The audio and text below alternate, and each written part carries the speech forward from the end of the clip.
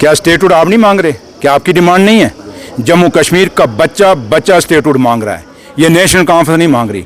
हमारी तरफ से तो इस ए साल क्या और 20 साल मत दो, 30 साल मत देने स्टेट, हमें कोई नहीं। नेशनल कॉन्फ्रेंस उमर अब्दुल्ला सरकार को स्टेट की जरूरत नहीं है। जम्मू कश्मीर के लोगों को, जम्मू कश्मीर के आवाम को, जम्मू कश्मीर का जो बेरोजगार बच्चा है उसके रोजगार के लिए हम स्टेट मांग रहे हैं। ये जो कहते हैं ना स्टेटहुड, ये वो लोग हैं, सिर्फ ये री लीडर हैं, हकीकत में कुछ नहीं है। अगला इलेक्शन इनको कहो मोदी साहब को उतार के पीछे से तो इलेक्शन लड़ो, ये सब की जमानतें जब्त हो जाएंगी जो बीजेपी के 28 के 28 जीते हुए हैं। ये सिर्फ मोदी साहब के नाम पे वहाँ जीतते हैं। और सबसे बड़ी बात, उस एलओपी लीडर साहब को पूछना, जो लॉलीपॉप लीडर साहब हैं, उनको पूछना कि आप रोज बातें करते हो, हम पे इल्ज़ाम लगाते हो। उनको एक बात पूछो कि जम्मू तबाह हो गया इस फ्लड के अंदर।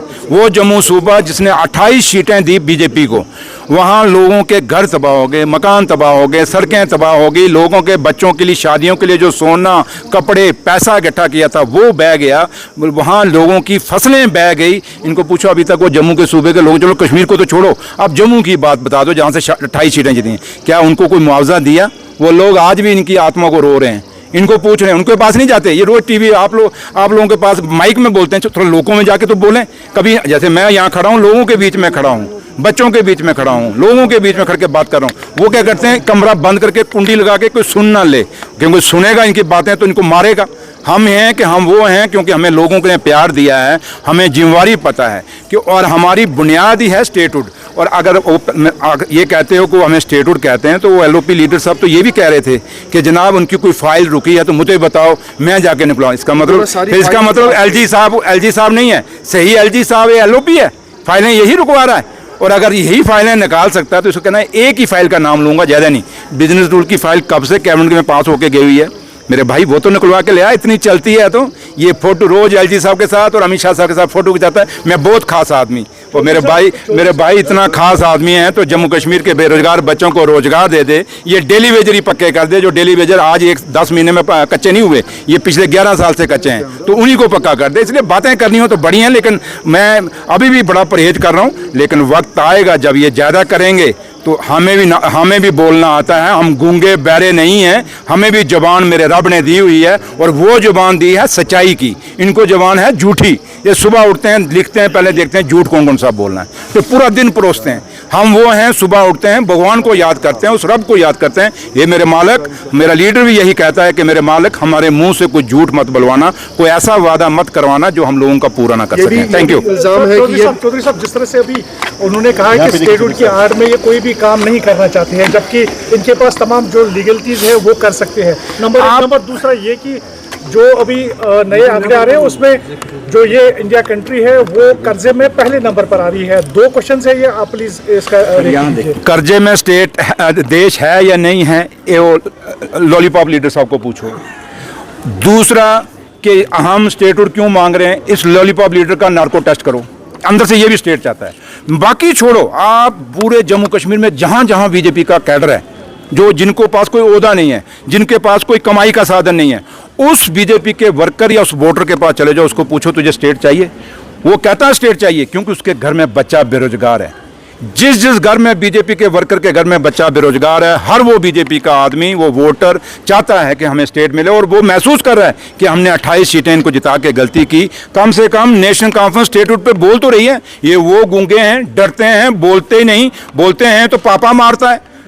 तो इनको पता है कि अगर थोड़ा सा गलत बोल दिया कहीं इनको, क्योंकि सुबह महबा जी का देख लो, कल क्या बयान था उसका, वही बयान जो एलओपी दे रहा है, जो सुनील शर्मा दे रहा है। और हम भी बड़े हो गए थे कि महबा जी वहाँ गई हैं, एलजी को मिल के आई हैं, फोटो बड़ा वायरल हुआ था। और मैंने भी आप लोगों से बात की थी कि महबा जी बताएं दसी प्रेस को कि क्या बातचीत करके आई हैं।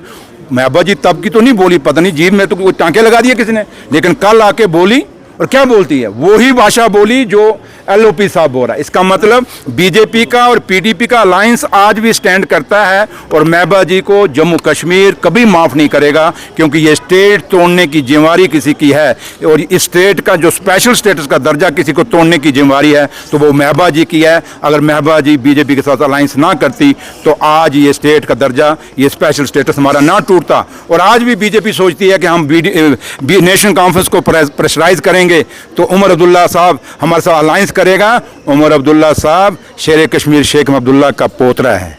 ये डॉक्टर फारूक अब्दुल्ला साहब का बेटा है। ये इनका अपनी एक सोच है और वो विज़न जो शेर कश्मीर था, वो जम्मू कश्मीर को मजबूत करने वाला विज़न, उसी को लेके हम चल रहे हैं। हम कभी भी नहीं चाहें, क्योंकि हमें लोगों ने मैंडेट बीजेपी के अगेंस्ट दिया है, तो हम बीजेपी के साथ कभी अलायंस नहीं करेंगे। चलो बस अभी चलो, ये क्या वार्ता नहीं है। कुछ ही दिनों के बाद असेंबली सेशन लगने वाला है।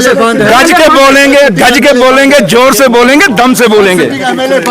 जो पीडीपी और बीजेपी का यहाँ अलायंस का था और उसके बाद 6 साल जो एलजी गवर्नमेंट थी, वही जो रोना धोना, फिलहाल हम उसी को सुधारने की कोशिश कर रहे हैं, क्योंकि उन्होंने इतने काम अधूरे छोड़े हुए हैं। अभी पहले वो कंप्लीट करने में हमें टाइम लगेगा। जब वो कंप्लीट हो जाएंगे तो उसके बाद हम अपना काम शुरू करेंगे। तो इसलिए रोज वो कहते हैं क्या कर रहे हैं, क्या कर रहे हैं। तो मैं आप लोगों से भी पूछूंगा, रिक्वेस्ट करूंगा कि आप जो लोग ये कहते हैं कि नेशनल कॉन्फ्रेंस उमर अब्दुल्ला सरकार क्या कर रही है, इन 10 महीने में क्या किया, उनको थोड़ी ये फोटोग्राफ्स, ये वीडियोस दिखा दिया करिए।